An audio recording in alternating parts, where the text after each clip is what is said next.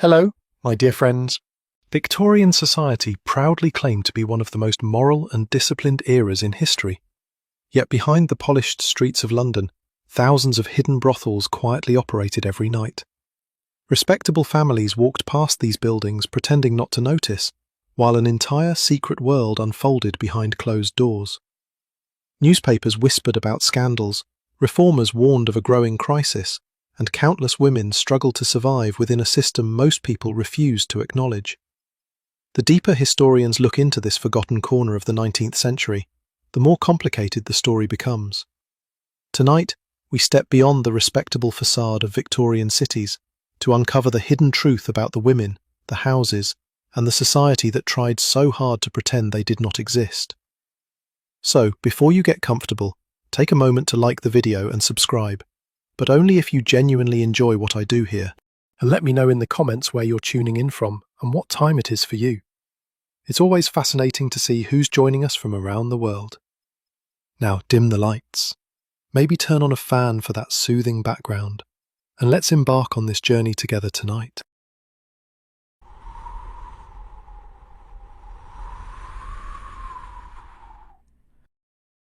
If someone had walked slowly through the crowded streets of London late in the evening during the middle of the 19th century, they might have noticed that certain streets seemed unusually lively long after most respectable homes had closed their doors for the night.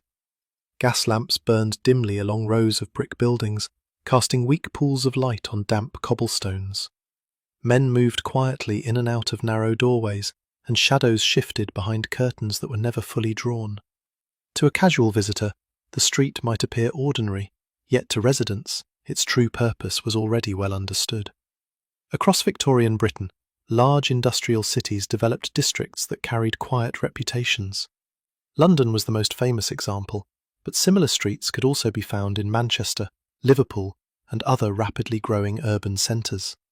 These areas did not advertise their purpose openly, yet everyone seemed to know where they were. Sailors arriving from ships, factory workers finishing their shifts, and travellers passing through the city quickly learned which streets offered certain services after dark. Many of these brothel districts appeared in places where crowds were already common.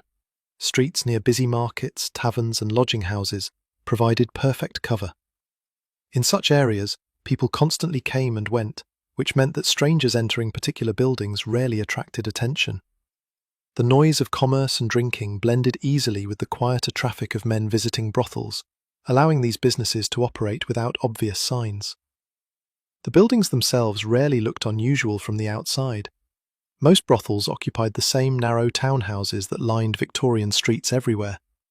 Brick walls, wooden doors, and small windows gave little indication of what happened inside.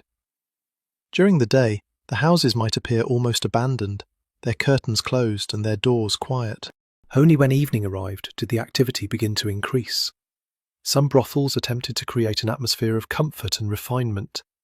Inside the front rooms, furniture was arranged carefully, with candles placed on tables and curtains chosen to soften the dim light of the gas lamps outside. The intention was to make visitors feel as though they had entered a private drawing room rather than a business. Other houses were far less elaborate.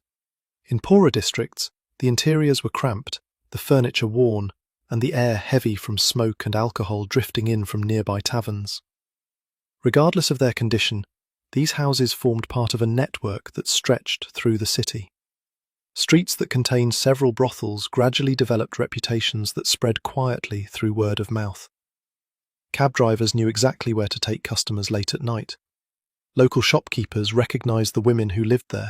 Even the police understood which neighbourhoods were associated with prostitution. Yet, despite this widespread awareness, Victorian society maintained a curious silence about these places. Respectable citizens avoided mentioning them in polite conversation. Newspapers sometimes hinted at their existence, but rarely described them in detail. Public discussion preferred to focus on the image of a disciplined and moral society, rather than the realities of urban life. This silence allowed brothel districts to exist in an unusual state of visibility and denial. Everyone knew where they were located, but acknowledging them openly would have challenged the carefully maintained image of Victorian respectability. Instead, the subject remained hidden behind vague phrases and quiet understanding. Residents often lived side by side with these establishments, without directly addressing their presence. Families walked past the same houses each morning on their way to work or school. Shopkeepers sold food and supplies to women who lived there. Children played in nearby streets during daylight hours, unaware of the activities that filled those buildings after sunset. It is almost strange to realize that a society famous for strict moral values managed to live beside entire streets of brothels simply by pretending they were not there. Looking at this situation from a modern perspective makes the contrast even more striking. Imagine living in a neighborhood today where everyone knows which buildings operate as illegal businesses, yet newspapers never mention them, and residents quietly avoid discussing what happens inside. That silent agreement between knowledge and denial shaped daily life in many Victorian cities. Walking through one of these streets at night would have revealed a steady flow of activity. Men arrived alone or in small groups, stepping through doorways and disappearing inside. Carriages occasionally stopped at the curb before continuing on their way. Behind the closed curtains of upper windows, faint light remained visible long after midnight. Standing there today would feel unsettling.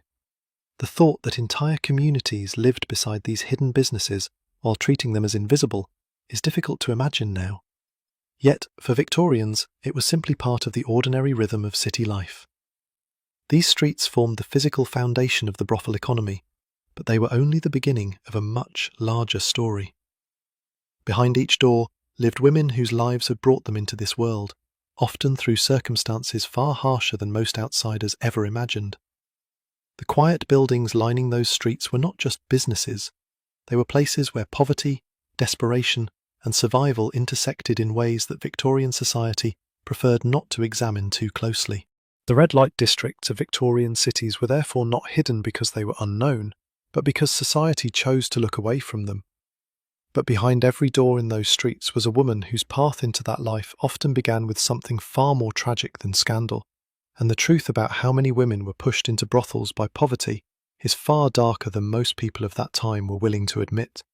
The road that led many women into Victorian brothels rarely began with scandal or rebellion. It usually began with something far quieter and far more ordinary. Poverty shaped the lives of thousands of young women who arrived in growing industrial cities during the 19th century. The promise of employment drew them away from villages and small towns, but the reality they encountered was often far harsher than they had imagined. Factories, textile mills, and sewing workshops employed large numbers of women, yet the wages offered in these places were painfully small. Long hours were common, and the work itself was exhausting. In sewing rooms, dozens of women bent over tables from early morning until late evening, stitching garments that they would never be able to afford themselves. Payment was often calculated by the piece rather than by the hour, which meant that a slow day could leave a worker with almost nothing to show for her labour. Even those who managed to keep steady employment lived on the edge of survival. Rent consumed a large portion of their earnings, and food prices remained high in crowded urban districts.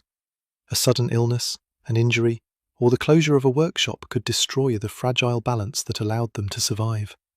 When wages stopped, there were few places for a young woman to turn for help. Many women who eventually entered brothels had originally come to the city searching for respectable work. Some hoped to become domestic servants in wealthy households. Others believed they might find steady employment in factories or shops. The journey from rural areas to industrial cities often carried a sense of cautious hope. Families believed their daughters might earn money and send a portion home. The city, however, was an unfamiliar and often dangerous place for newcomers. Without family connections or financial support, young women were especially vulnerable during their first months of urban life. Lodging houses were crowded, jobs were uncertain, and trustworthy employers were not always easy to find. A woman who lost her position might quickly find herself without both income and shelter. In such circumstances, desperation grew quietly. A few days without wages could mean missing rent payments. Missing rent could lead to eviction. Once a woman lost her place to live, her situation became far more difficult to recover from. Streets that appeared busy and prosperous during the day could feel hostile and unforgiving at night. It was during these moments of uncertainty that brothel owners sometimes appeared. The women who managed these houses understood the hardships of the city very well. Many of them had once lived similar lives themselves before gaining control over their establishments. They knew exactly where to find women who were struggling and exactly how to approach them. Recruitment rarely looked dramatic. A conversation might begin casually in a tavern, in a crowded street market, or inside a lodging house where unemployed women gathered. The offer was usually presented in practical terms rather than scandalous ones. A woman might be told that work was available, that a room could be provided, and that money could be earned quickly. For someone who had been sleeping in crowded rooms and worrying about food, such an offer could sound like a rescue rather than a trap. The promise of a stable shelter alone could be enough to persuade someone who had nowhere else to go. A brothel offered not only employment, but also a place to sleep, meals, and protection from the uncertainty of the streets. Many women accepted these arrangements, believing they were temporary.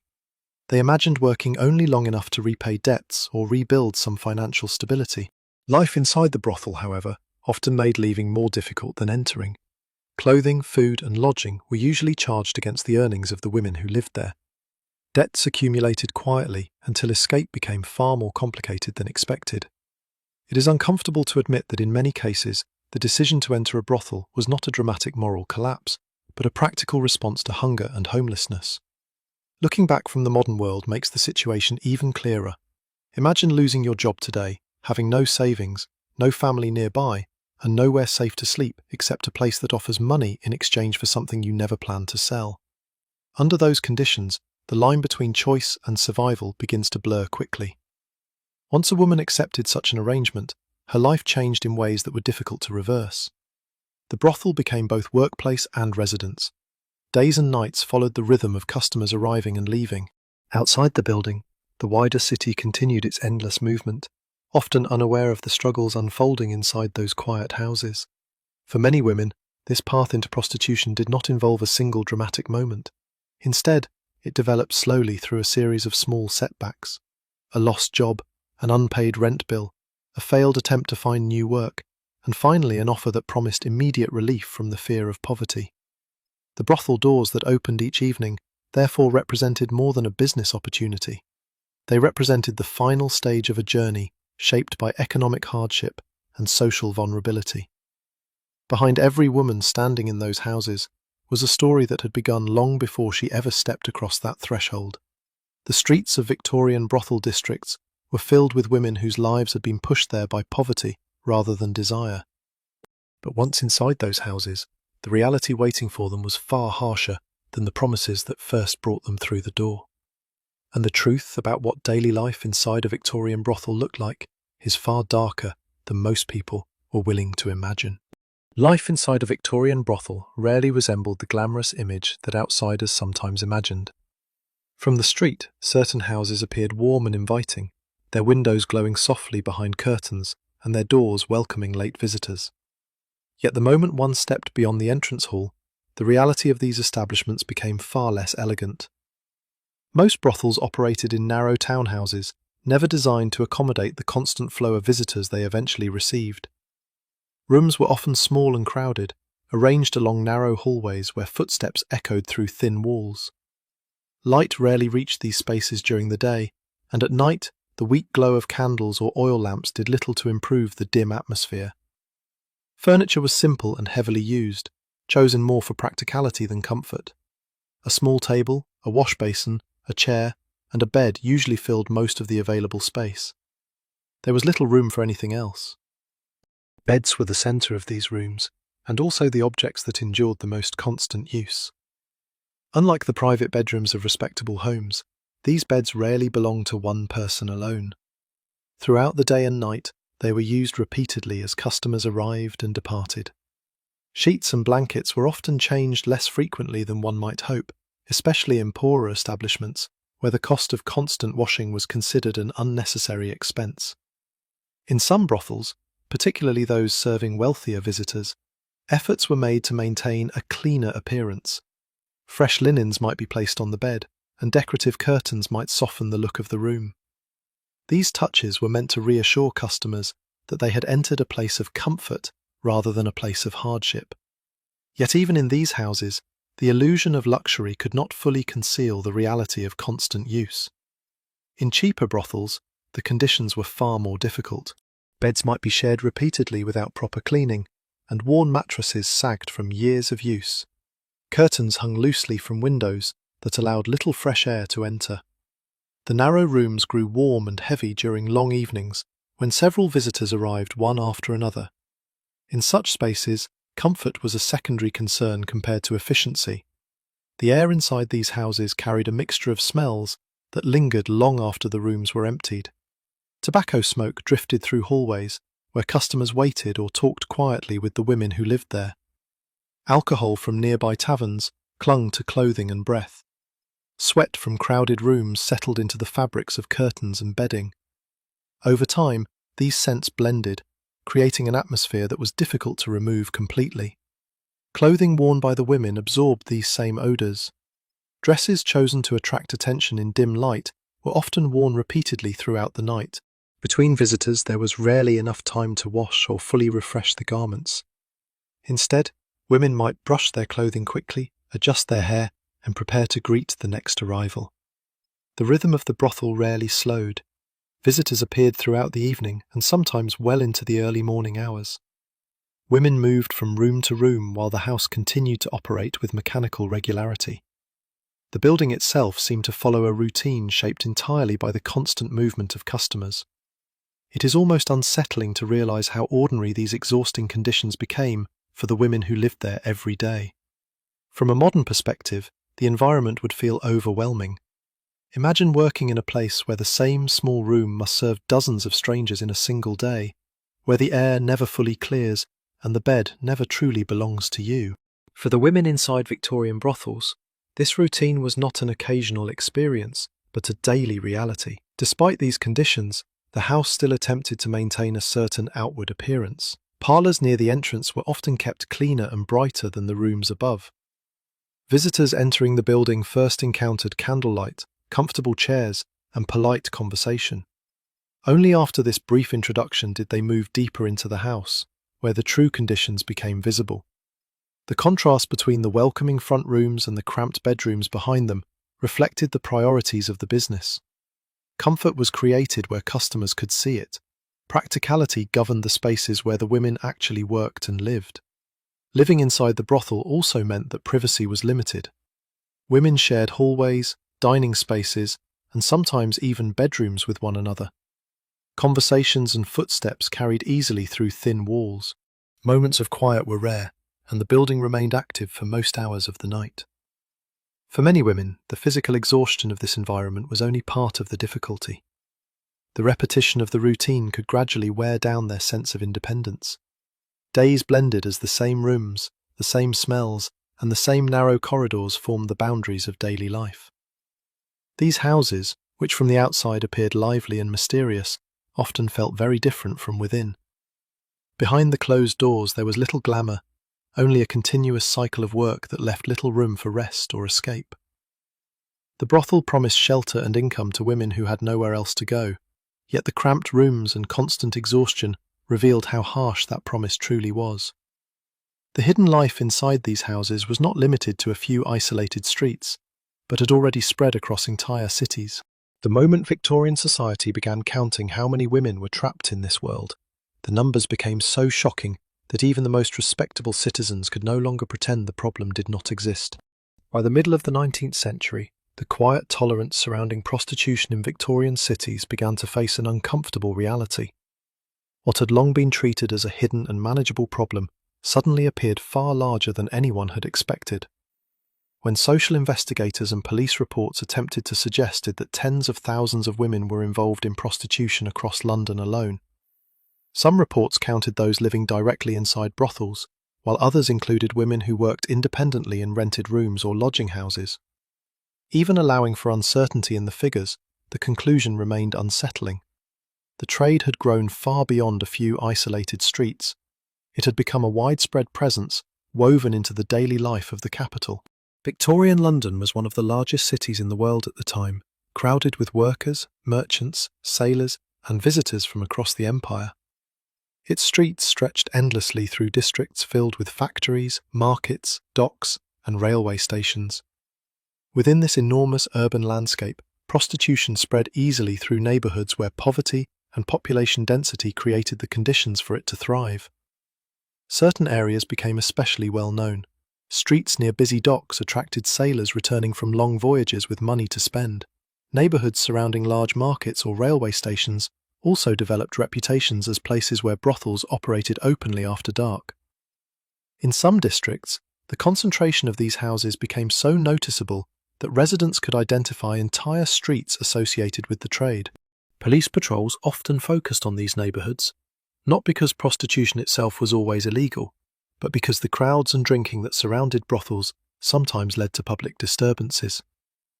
Officers walked regular routes through streets where visitors gathered outside taverns and lodging houses late into the night.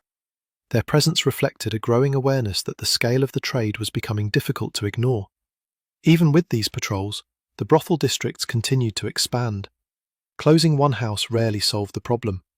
Another would appear nearby within weeks, sometimes even in the same building, under a different owner.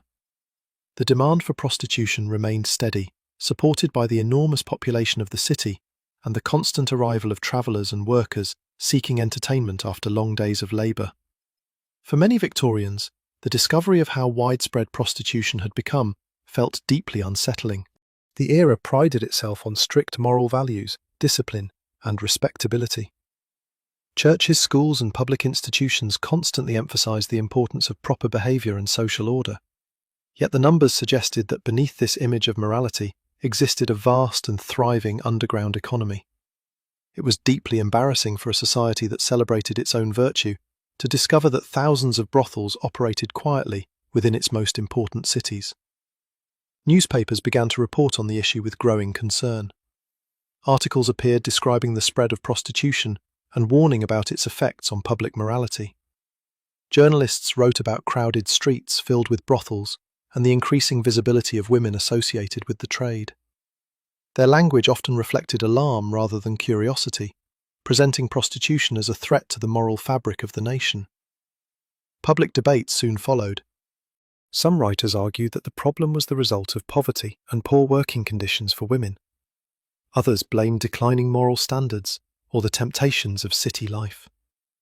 Regardless of the explanation offered, the sheer scale of the issue could no longer be dismissed as a minor social inconvenience. The press began using dramatic phrases to describe what was happening in London and other cities. Prostitution was increasingly referred to as a moral crisis or a social plague spreading through urban neighbourhoods. These expressions captured the growing fear that the problem was expanding faster than authorities could control it. Looking at the situation from a modern perspective makes the reaction easier to understand. Imagine discovering that an entire hidden industry involving tens of thousands of people existed across a major city, while the public had been pretending for years that it barely existed. The shock of such a revelation would force society to confront questions it had long avoided. Despite the growing alarm, solutions were far from simple.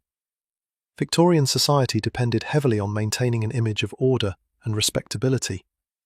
Acknowledging the true scale of prostitution meant admitting that the existing social structure had failed to protect many women from poverty and exploitation. As more investigations appeared in newspapers and reports, the subject gradually moved from whispered conversations into public debate. Politicians, doctors, and religious leaders began discussing what could be done about the situation. Some called for stricter policing, while others argued for social reforms that might prevent women from entering prostitution in the first place. Standing in the middle of a busy Victorian street during this period would have revealed a city struggling to understand itself. Markets continued to operate, factories continued to roar with machinery, and crowds moved endlessly through the streets. Yet behind many of the doors lining those streets existed a reality that contradicted the moral image the nation preferred to display. Victorian society could no longer ignore the reality that prostitution had grown into a vast urban system involving tens of thousands of women. Fear created by these shocking numbers soon pushed the government to search for ways to control the expanding trade. What happened next would shock the public even more, because the solution authorities chose involved forcing women suspected of prostitution to undergo humiliating medical examinations ordered by the state. Inside the world of Victorian brothels, life was far from uniform, From the outside, many houses appeared similar, with narrow doors, dim windows, and the quiet movement of visitors arriving after dark. Yet behind those doors existed a system that closely reflected the wider social hierarchy of Victorian society. Just as wealth and status determined comfort in ordinary life, the same forces shaped the conditions experienced by women working in different brothels. Not every brothel operated under the same circumstances. Some establishments catered to wealthy customers and attempted to present themselves as refined spaces where visitors could relax in an atmosphere that resembled a private club. Others existed in crowded districts where survival depended on constant activity and low prices. Between these two extremes stretched a wide range of houses, each offering a different experience to both customers and the women who lived there. In the more expensive establishments, the appearance of elegance was carefully maintained. These brothels were often located in better parts of the city, sometimes hidden within respectable neighbourhoods where large townhouses lined quiet streets. Inside, the front rooms were decorated to resemble comfortable drawing rooms rather than places of business. Soft lighting, heavy curtains, and polished furniture helped create an atmosphere intended to impress visitors from the upper classes. Women working in these houses were often selected according to strict expectations. Youth and physical appearance played a major role in determining who was accepted. The women were expected to dress in fashionable clothing and maintain a certain level of personal presentation. Hair, posture, and manners all formed part of the impression that the house wished to create for its customers. In some cases, women were even taught how to behave in conversation with wealthy visitors. Customers arriving at these establishments were often merchants, officers, or members of the upper social classes who expected a certain level of refinement. As a result, the women were encouraged to speak politely, move gracefully, and present themselves in ways that matched the expectations of their clientele. These brothels attempted to create the illusion that their activities were merely another form of social entertainment. Visitors might first sit in a parlour, share drinks, and talk quietly before moving upstairs. Music sometimes played softly in the background, and the environment was designed to feel comfortable rather than hurried. For customers who could afford it, the experience was meant to resemble an evening of private leisure. Life in these houses could still be demanding, yet the conditions were often less harsh than those found elsewhere. Rooms were generally cleaner, furniture was maintained more carefully, and the number of visitors each woman was expected to see might be somewhat lower. Even so, the work remained exhausting, and the sense of freedom was often limited by strict rules set by the brothel's owner. At the opposite end of the hierarchy existed the cheapest brothels, scattered throughout poorer districts of the city. These houses rarely attempted to create the illusion of refinement. Instead, they functioned as busy and crowded places where the goal was simply to accommodate as many visitors as possible. The buildings were often small and worn, with narrow rooms packed closely together along dark hallways. Women living in these houses faced much harsher conditions. The number of customers arriving each night could be overwhelming, and there was little time for rest between visits. Furniture was heavily used and rarely replaced. Beds and bedding were shared repeatedly, and privacy was limited by thin walls and crowded spaces. The atmosphere in these establishments was often loud and chaotic. Visitors arrived from nearby taverns, sometimes already intoxicated, and the house remained active until late into the night. The pace of work left little room for quiet moments or recovery. For many women, these houses represented the most difficult part of the brothel system. It is disturbing to realise how closely the structure of brothels mirrored the social inequalities that existed throughout Victorian society. Looking at this system today reveals a pattern that still feels familiar. Imagine two workplaces performing the same type of labour, yet one resembles an elegant private lounge, while the other is a crowded and exhausting environment where workers struggle simply to endure the day. The contrast between these brothels reflected the deep divisions that shaped Victorian life. Between these extremes existed many establishments that fell somewhere in the middle. Some houses attempted to balance appearance with practicality, offering modest comfort without the luxury of the most expensive brothels. Others drifted gradually toward poorer conditions as furniture wore out and owners struggled to maintain their businesses. Despite these differences, the fundamental reality remained the same. All brothels depended on the labour of women who had few alternatives available to them. Whether a house served wealthy clients or crowded districts, the system relied on the same underlying conditions of poverty and limited opportunity. From the outside, the lights of a brothel might suggest warmth, music, and conversation. Inside, however, the experience could vary dramatically, depending on where a woman found herself within this hidden hierarchy. Some houses attempted to disguise the hardships of the trade, while others exposed them openly. The brothel world of Victorian cities was therefore not a single environment, but a layered system shaped by wealth, status, and survival. Beneath the elegant rooms of expensive houses and the crowded corridors of cheaper ones stood another powerful figure who controlled nearly every aspect of life inside these establishments. Power within the brothel did not belong to the women working there, but to the person who owned the house and decided how everything inside it would operate. Within the structure of a Victorian brothel, authority rarely belonged to the women who worked there. Behind the scenes of every house stood a central figure who controlled the daily rhythm of the business. This person was the brothel keeper, often referred to simply as the madam of the house. Her position placed her at the top of a small but powerful hierarchy that shaped nearly every aspect of life inside the building. A brothel was not merely a place where women received visitors. It was an organized business that required constant supervision, financial management, and careful control of both customers and workers. The madam acted as the manager, the gatekeeper, and the enforcer of rules all at once. From the moment a visitor stepped through the front door until the house finally grew quiet near dawn, the operation depended on her decisions. Many brothel keepers had once lived lives similar to the women they later supervised. Some had worked in prostitution themselves before gradually moving into positions of authority. Others inherited houses from previous owners or established their businesses after years of experience within the trade. Their familiarity with the system allowed them to understand both the expectations of customers and the vulnerabilities of the women who worked under them. The madam's responsibilities began with managing the financial structure of the house. Every payment made by a visitor passed through her control. She determined how much customers were charged and how the earnings were divided.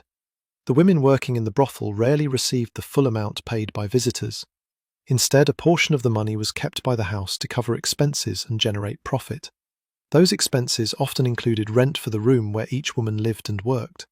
Even though the building belonged to the brothel owner, women were commonly charged a regular fee for occupying their rooms. This payment was deducted directly from their earnings, which meant that the house continued to profit regardless of how much money a woman actually managed to keep. Clothing was another expense frequently controlled by the madam. Women were expected to wear garments that attracted attention and matched the image the house wished to present. Dresses, shoes, and decorative accessories were sometimes provided by the brothel itself. However, the cost of these items was rarely free. Instead, the price of the clothing was added to the debts owed by the women who wore it. Over time, these charges could accumulate into significant obligations. Rent, clothing, food, and other daily necessities were recorded carefully by the madam or her assistants. Each expense reduced the portion of earnings that a woman might otherwise save.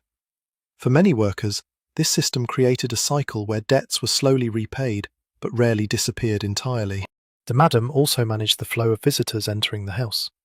She often greeted customers in the front parlour, assessing their behaviour and deciding whether they would be allowed to remain.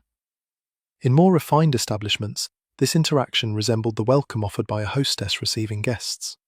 In rougher houses, the exchange could be more direct, focusing simply on payment and availability. Inside the brothel, the madam enforced the rules that governed daily life. Women were expected to follow schedules, maintain their appearance, and remain available when customers arrived. Violating these expectations could lead to penalties. In some houses, women who disobeyed the rules faced fines deducted from their earnings. In others, they risked losing their place entirely. It is unsettling to recognize how much power a single person could hold over the lives of women who already had very limited choices. From a modern perspective, the system resembles a workplace where the employer controls nearly every aspect of an employee's existence. Imagine living in the same building where you work, paying rent to your employer, buying your clothing from them, and relying on them to decide how much of your own earnings you are allowed to keep. Under such conditions, independence becomes extremely difficult to maintain. Despite the strict structure of authority, the relationship between madams and the women who worked for them could be complicated. Some brothel keepers believed that maintaining a stable household required a certain level of protection for the women under their supervision. They might intervene if customers became violent or refused entry to visitors who caused trouble. At the same time, the financial success of the house always remained the highest priority. The madam's position depended on keeping the business profitable and maintaining a steady flow of visitors. This balance between protection and profit shaped the daily environment inside many brothels. Visitors rarely saw the full extent of this authority. To them, the brothel might appear to be a place of entertainment, where women moved freely through rooms filled with candlelight and conversation. Behind that appearance, however, the entire operation depended on a tightly controlled system managed by the brothel keeper. The presence of this authority figure also reinforced the hierarchy already present within the brothel world. Women were expected to follow the structure established by the madam, while she in turn navigated the pressures of running a business within a society that publicly condemned the very activity it quietly tolerated. In this way, the brothel became a small community governed by its own rules, finances, and routines. Every room, every visitor, and every payment passed through the system created by the person who owned and controlled the house. The madam's authority shaped nearly every aspect of life inside a Victorian brothel, from the money women earned to the clothes they wore and the rooms where they lived. Yet control inside the house extended beyond finances and daily routines. Hidden rules governed how the women were expected to behave, dress, and present themselves to visitors. These unwritten expectations would soon reveal another strict layer of discipline inside the brothel world. Life inside a Victorian brothel was governed not only by the authority of the madam, but also by a network of unwritten expectations that shaped the daily routine of the women who lived there. These rules were rarely recorded on paper, yet everyone inside the house understood them clearly. They determined when a woman woke in the morning, how she dressed before evening visitors arrived, and how she behaved throughout the long hours of work. The day often began quietly. Many women slept late into the morning because their busiest hours took place at night. The house might appear calm during daylight, with only a few footsteps echoing through narrow corridors, or the faint sound of doors opening and closing. Yet this calm did not mean rest or freedom. The routine of preparation started well before the first visitor appeared. Women were expected to keep themselves presentable at all times. Dresses were brushed and repaired, hair was arranged carefully, and small details of appearance were checked again and again in mirrors placed throughout the house. Even in brothels that operated with limited resources, maintaining an attractive appearance was considered essential for drawing visitors. By the afternoon, the house slowly began to transform. Lamps were cleaned, furniture was arranged, and the front rooms were prepared to receive guests. The women also prepared themselves for the evening hours, when business would become active. Clothing played an important role in this preparation. Some brothels required specific styles of dress, depending on the image the house wanted to present. In establishments that catered to wealthier customers, women might wear elegant gowns, gloves, and jewellery that suggested refinement and sophistication. The goal was to create an atmosphere that felt closer to a private salon than to a crowded street. In cheaper houses, the expectations were different but no less strict. Clothing still needed to attract attention, though the garments were often simpler and sometimes worn repeatedly over long periods. Even so, appearance remained part of the unspoken rules that shaped daily life. Strangely, the strict attention to appearance made the entire place resemble a theatrical performance, where every woman was expected to play a carefully prepared role. Once evening arrived, the routine of the house changed completely. Visitors began entering through the front door, and the quiet corridors of the afternoon were replaced by conversation, laughter, and the constant movement of people from one room to another. For the women living there, this period marked the beginning of the longest part of the day. Work hours are often extended late into the night. Some brothels remained active until the early hours of the morning, especially in districts close to taverns and entertainment venues. When customers continued arriving, the women were expected to remain available. Opportunities for rest were limited, and the schedule rarely allowed long breaks. The unwritten rules of the house also required a certain manner of behaviour. Women were expected to greet visitors politely, maintain a pleasant expression, and avoid open conflict with guests whenever possible. These expectations were not written in contracts, but failing to follow them could bring consequences. Those consequences often took the form of financial penalties. If a woman refused a customer without a reason accepted by the madam, she might be fined. If she appeared in clothing that did not meet the standards of the house, the cost of replacement garments could be added to her debts. These small deductions gradually reduced the portion of money she could keep. Looking at this system today, it resembles a workplace where the employee pays for the privilege of working, while every mistake leads to another deduction from already limited earnings. For some women, the greatest fear was not the fines, but the possibility of losing their place in the brothel entirely. Being expelled from the house meant losing both employment and shelter at the same time. In crowded cities where thousands of people competed for work, this could leave a woman with very few options for survival.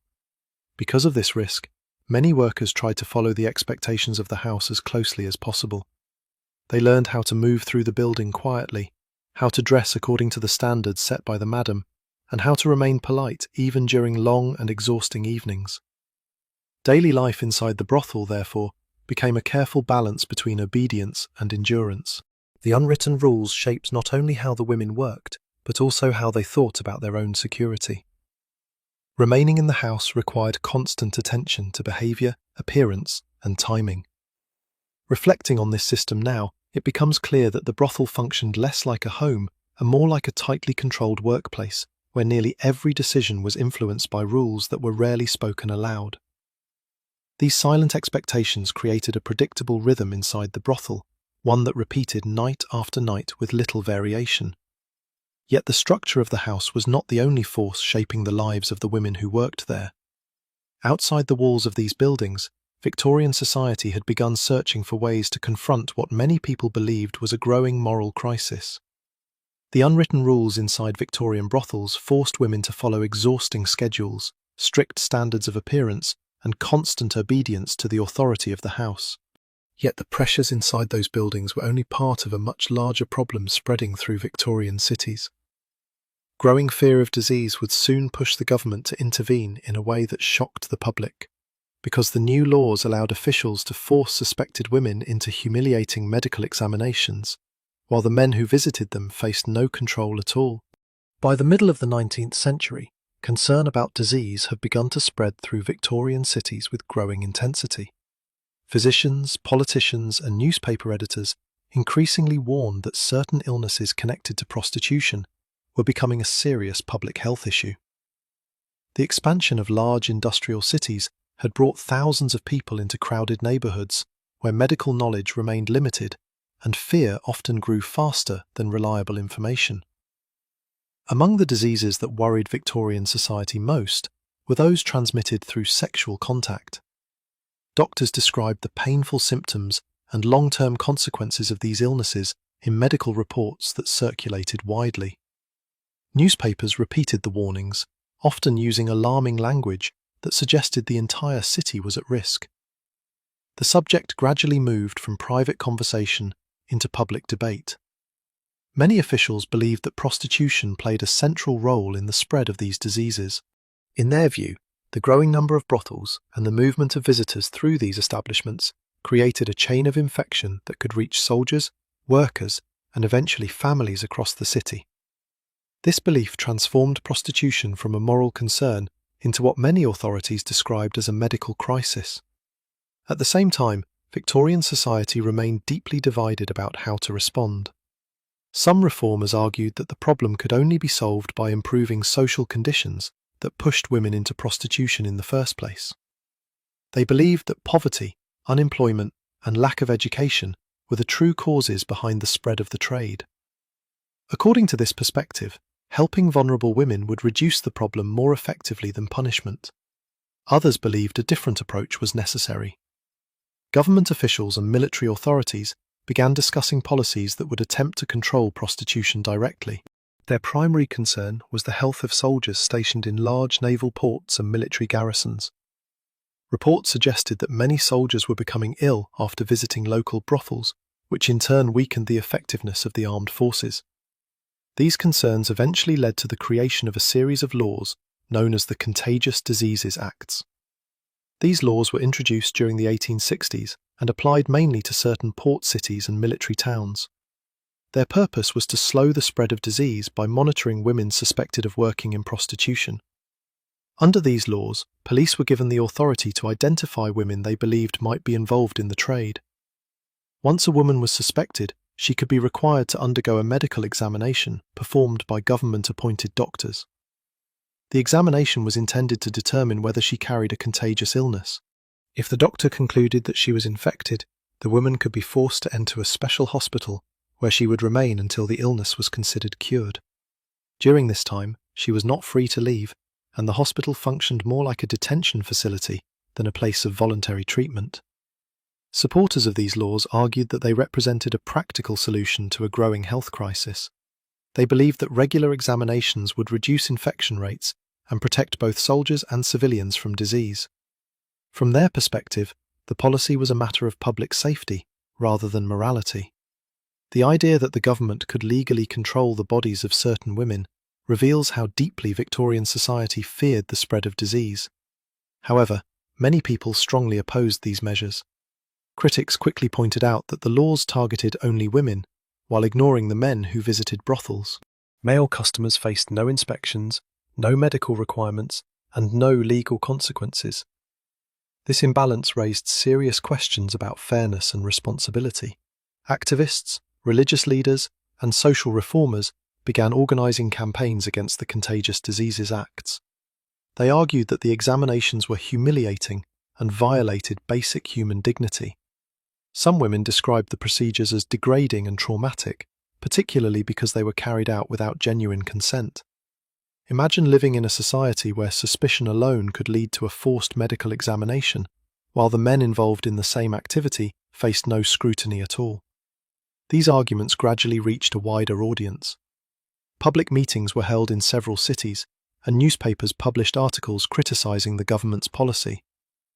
The issue became one of the most controversial social debates of the Victorian era.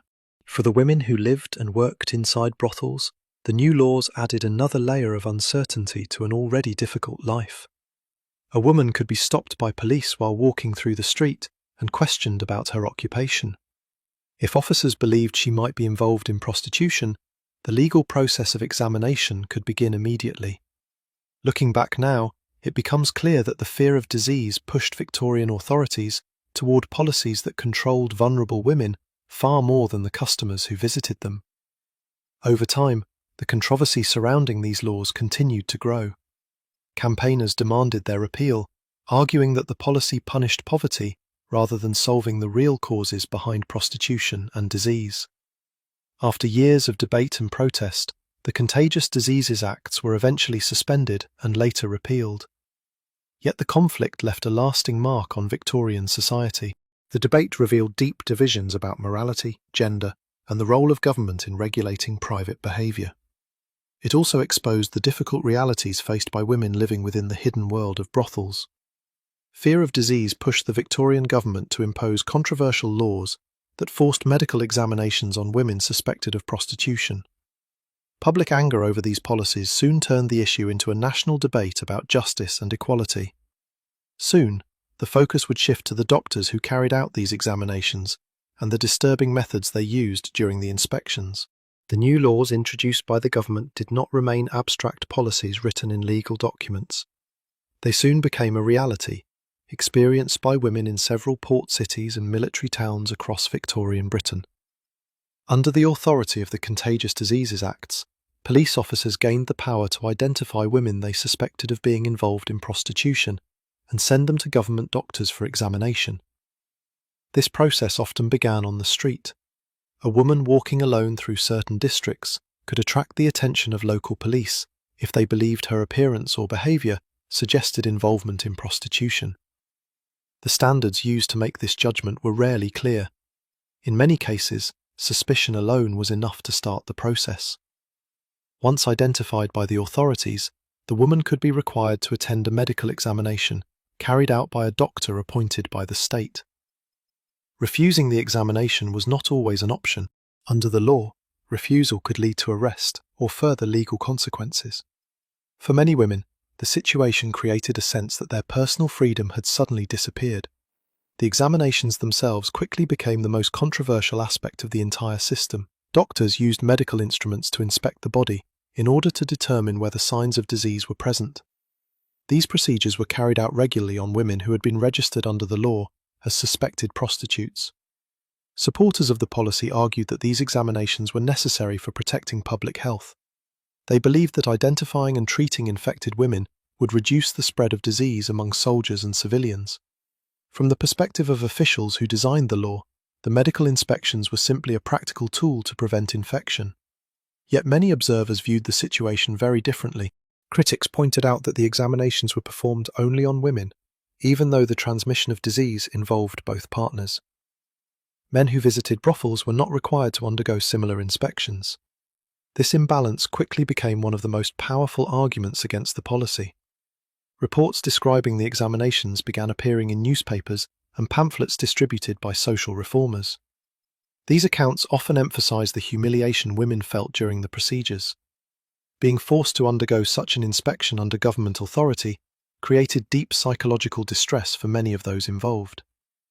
The fact that the state could compel women to submit to intimate examinations revealed how far Victorian society was willing to go when fear of disease took control of public policy. Activists who opposed the Contagious Diseases Acts organised meetings and public campaigns to raise awareness about the issue.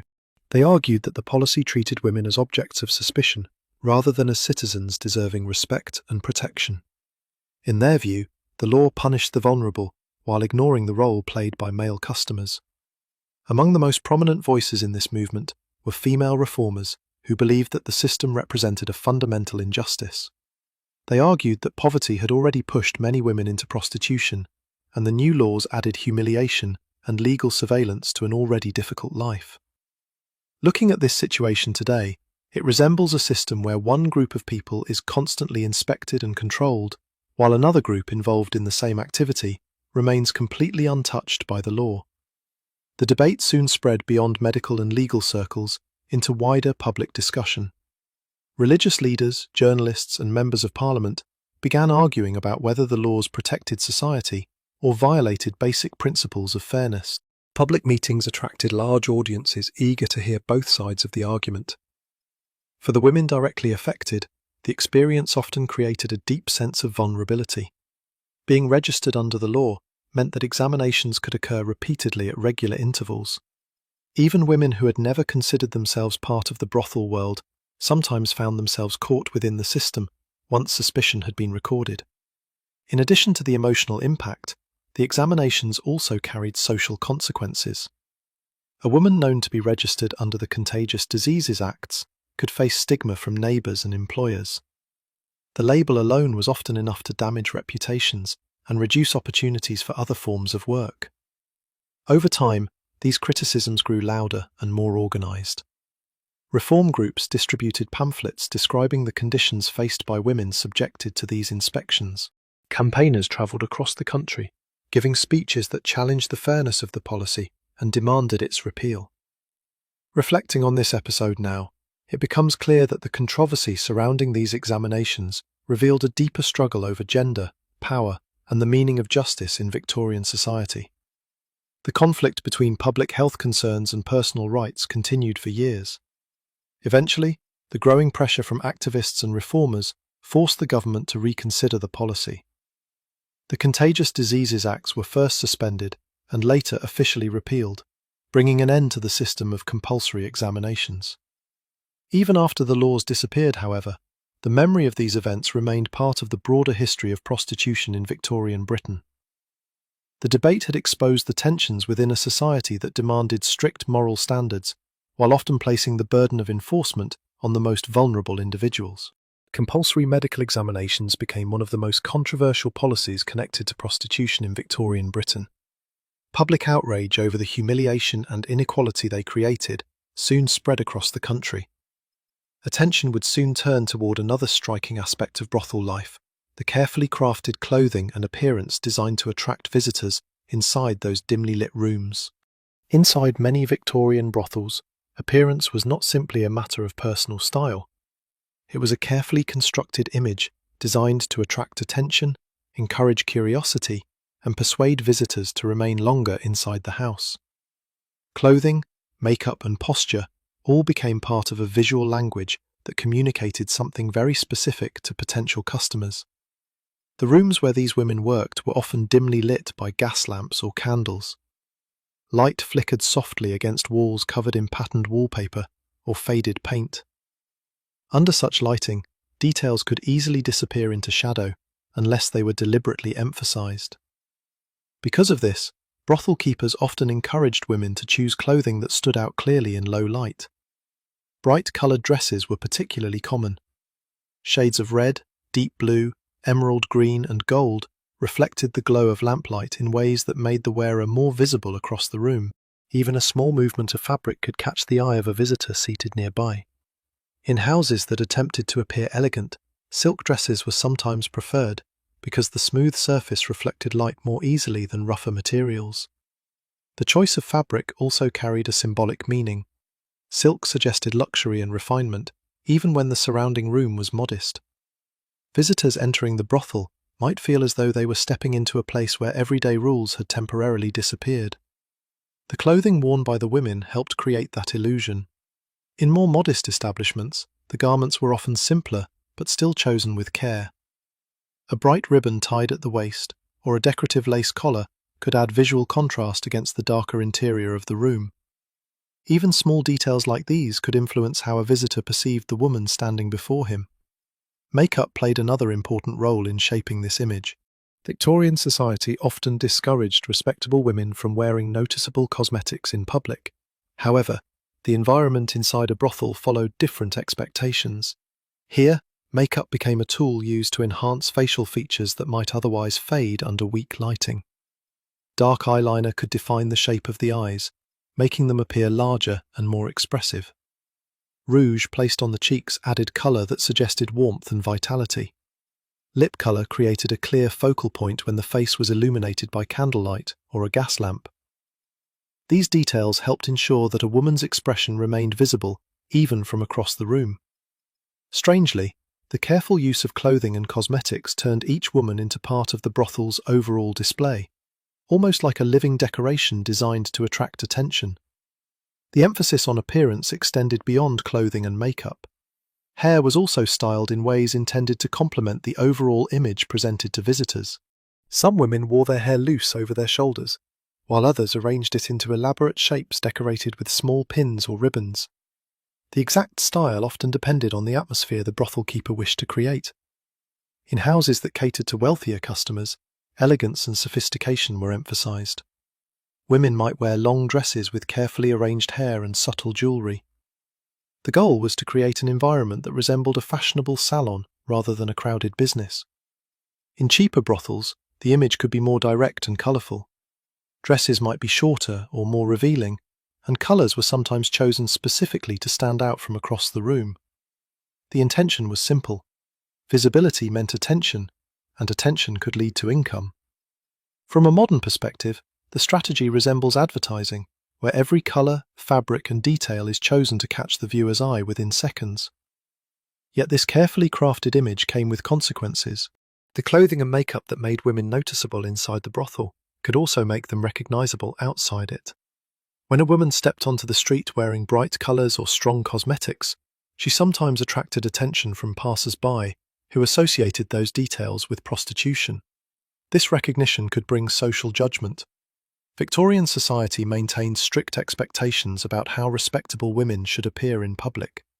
Bright clothing, heavy cosmetics, and confident posture were often interpreted as signals that someone belonged to the brothel world. Because of this, many women had to change their appearance when leaving the house. Some would remove their makeup before stepping outside. Others covered their dresses with cloaks or shawls to avoid drawing attention. The same clothing that served as a professional uniform inside the brothel could become a source of stigma beyond its doors. Reflecting on this now, it becomes clear that the image designed to attract customers also trapped many women within a public identity they could rarely escape. Appearance, therefore, played a complex role in the daily life of Victorian brothels. It helped create the illusion of glamour that encouraged visitors to enter and remain inside.